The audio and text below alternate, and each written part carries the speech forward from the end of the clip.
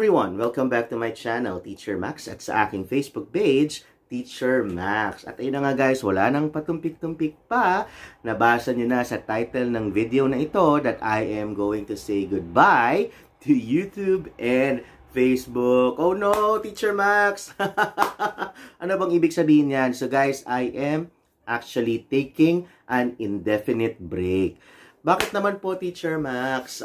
Actually guys, no, for those who follow Teacher Max no since 2018. Alam niyo 'di ba, syempre sa umpisa talaga bibo-bibo ang pag-upload ng videos. Hanggang syempre nitong simula nung taon na 'to, 'di ba? Talagang umuunti na yung frequency nung pag-upload ko ng mga videos kasi naging busy na rin dahil nga sa pag-transition ko from Jet papunta dito sa aking bagong trabaho at bagong buhay dito sa Osaka City, no. So, actually guys, akala ko nga na pagdating ko ng Osaka, sabi ko, parang mas gaganahan ako kasi mas marami na akong pwedeng i-vlog dahil nasa city na. Unfortunately din, bawal din pala mag-video tungkol sa trabaho ko dito sa Osaka. So, hindi ako makapag-video about that. So, tapos, syempre, nagkaroon din talaga ng ibang mga priorities. Nagkaroon din ng ibang mga interests, ganyan. Na parang unti-unti kong na-appreciate na i-enjoy, i-live life to the max ang mga bagay-bagay na hindi ko kailangan ng camera, na hindi ko kailangan mag-video, hindi ko kailangan mag-isip ng anong mga angulo ang kailangan, anong flow ng aking content, kundi enjoy ko lang siya sa sarili ko at kasama yung aking mga kaibigan na hindi kailangan gumagawa ng vlog, no? At the same time, guys, no, syempre, unti-unti nga dahil tinatamad na rin, no? Tinatamad na ako mag-video dahil ang goal ko na nga is talagang i-live life to the max na lang ng ang buhay na hindi na kailangang gumawa ng video. At marami nag-invite sa akin na, Teacher Max, try mo naman mag-Facebook. So parang, ay oo nga, no, ang dami, nag-usbungan ang mga Facebook ALT vloggers. So sabi na, sige, try mo din. Sabi ko, sige na nga, try ko na din. So akala ko guys na, nang sinimulan ko tong Teacher Max Facebook page, akala ko magbabalik din yung drive, no? Yung fire. Wow! Diba? Yung burning desire, no? To make videos again. Pero actually guys, sa umpisa lang, ningas kugod. Kasi talagang, nag-shift na siguro. Nag-shift na rin talaga siguro yung aking interests at priorities.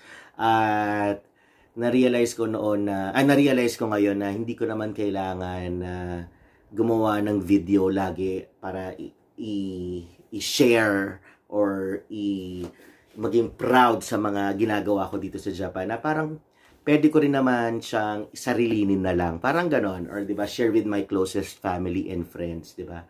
Pero na-realize ko din guys na sa 5 taon ko itong ginagawa, specifically yung pagtulong sa JET program, di ba? Is marami naman na akong natulungan at I think na-achieve ko naman na yung purpose ko of paying it forward at marami na sa aking mga tulungan ang nagpipay it forward na rin. So I guess it's time, no? To parang to grow na rin, di ba? To grow na rin from JET program. And, di ba, hopefully, mas mahanap ko rin talaga kung ano pa yung mga gusto kong gawin sa buhay behind the camera. Wow, artista yarn! Diba? So parang it has come to a point na I'm enjoying my life without diba, facing the camera. With just facing whatever it is in front of me, diba? And with whoever I am with, like whether family or friends or new people, diba, who will be part of my life. So ayun guys, so I'm going to take an indefinite break at yun lang. Change of priorities, change of interests, and allow me to enjoy and live life to the max dito sa Japan nang walang ibang wino-worry na kailangan mag-upload ako ng vlog na parang ganon. At gusto kong i-take tong opportunity na to para again to thank my best friend Mariel of batch 2017. Because if not for her, talagang hindi ko malalaman tong JET program at hindi ako makakapag-live life to the max dito sa Japan. And of course, maraming salamat sa lahat ng aking mga kaibigan na naging bahagi ng aking mga videos. Maraming salamat. Nakilala nyo ang marami sa kanila. And of course, maraming salamat din sa aking family na talaga namang and relatives na talagang very supportive, no, sa aking endeavor na ito. Na kinukulit ko sila simula nung mga umpisa pa lang noon na please like and share. Diba? So maraming salamat at lagi silang nagbibigay din ng feedback sa aking mga videos.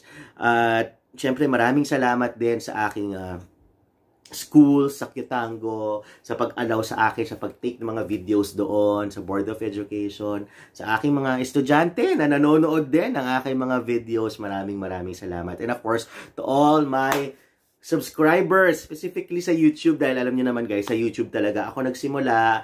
Maraming salamat since 2018. Naalala ko, 50 lang yung umpisa. Hanggang sa actually guys, magsi 7,000 na nga eh. Pero pasensya na at ito talaga, I'm following what my heart tells me. Ito talaga yung nilalaman ng puso ko ngayon na to take a break, no? So I'm not closing any doors. Who knows, in the future, makapag-vlog ako ulit. Pero for now, wala sa puso ko ang pag-vlog. At allow me, no, to take this time para sa aking sarili, no? So maraming salamat sa lahat ng aking mga naging loyal subscribers sa YouTube. At sa aking mga bagong followers, no, sa Facebook, pasensya na at panandalian lamang. Panandalian lamang ang ating interaction, no. Pero huwag kayong mag-alala, lalo na specifically dun sa mga applicants ng JET Program 2024. Tuloy-tuloy ang pagtulong ni Teacher Max pero hindi na through the videos, but you can join, no? For those who haven't joined the Facebook group, may binuong Facebook group si Teacher Max, ang 2024 JET Program applicants. Kasama ko dyan ang aking ibang mga kaibigan na sila Joey Sensei at iba pang mga admin, sila Ziggy, si Donna ng The SP Family, si Hana na naging bisita ko na rin sa aking mga videos na noon, si Miss Jaja na naging bisita ko din, na unang-una ko naging bisita sa aking Tonight with Teacher Max. So, join kayo sa Facebook group na yon. Tatapusin natin tong cycle na ito. Magre-reply pa rin kami sa inyong mga katanungan as long as yung tanong nyo ay legit at talagang wala naman sa guidelines. Pero pag nasa guidelines yung sagot sa tanong nyo, alam nyo na ang sagot ni Teacher Max dyan. Basahin at guidelines, di ba? Pero ayun na nga guys. So, hindi na through videos, pero tuloy ang pagtulong natin through that Facebook group. Pero syempre, Teacher Max, gusto po namin naman na ma-follow pa rin kayo kung ano mga update sa buhay ninyo. Wow, thank you naman. Totoo ba yun? So, magiging active pa rin ako sa aking Instagram. Ayan, so kung gusto niya i-follow si Teacher Max sa Instagram, sa kanyang mga Instagram stories at ilang mga reels, di ba? Para makita niyo yung mga update sa buhay-buhay ni Teacher Max, please follow me on my Instagram profile or Instagram account. Ayan. So, dyan talagang tuloy-tuloy ang aking pagpo-post ng mga pictures, ng mga stories about what's happening in my life. Ayan. Pero hindi na siya nga vlog format. At medyo post na nga muna tayo sa ating Facebook page at syempre sa ating pinakamamahal na YouTube channel. At ang dami natin naging milestone, no? From 1K, 2K, 3K, 4K, 5K, 6K! And with 7K, magsi 7K na actually. Pero ito na muna ang aking last video. Pero ang aking YouTube channel, guys, ay hindi ko i-delete. So, para sa mga future applicants, balikan niyo yung mga videos ko kasi halos pare-pareho pa rin naman. Nag-applicable pa rin karamihan ng mga videos na ginawa ko about JET program, specifically for the application. At maraming mga buhay Japan na makakapag-inspire sa mga future assistant language teachers dito sa Japan. So, ayan guys, maraming salamat talaga sa lahat ng mga support na ibinigay nyo sa akin. At, ayun, talagang I'm going to enjoy another chapter of my life here in Japan. At kita-kita tayo sa Instagram, comment kayo sa mga stories ko doon, di ba? Kung gusto ninyo.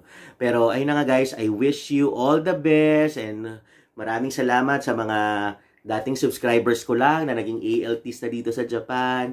At who knows, kayo mga nanood sa akin itong mga nakaraan ay maging future ALTs din dito sa Japan at magkita-kita tayo. So yun guys, yun lamang. I'm going to take an indefinite break. Mamimiss ko kayo. Sana mamiss nyo rin si Teacher Max. At ayun, mag-update tayo sa Instagram. And I wish you na mahanap nyo rin yung purpose niyo sa buhay, yung path na inyong tatahakin, kung saan ba kayo, sa kaliwa o sa kanan, which road, or the road less traveled ba ang inyong tatahakin. Malay natin pag diba, basta sabi nga natin, if something is for us, it will be for us no matter what happens. Yan. So maraming salamat kay Lord dahil binigyan niya ako ng pagkakataon mapunta dito sa Japan at i-live life to the max, diba? Ang buhay ni Teacher Max dito sa Land of the Rising Sun. So ayan, maraming salamat at mag-iingat kayo lagi. And always remember to enjoy life and live life to the max. Maraming salamat. Paalam!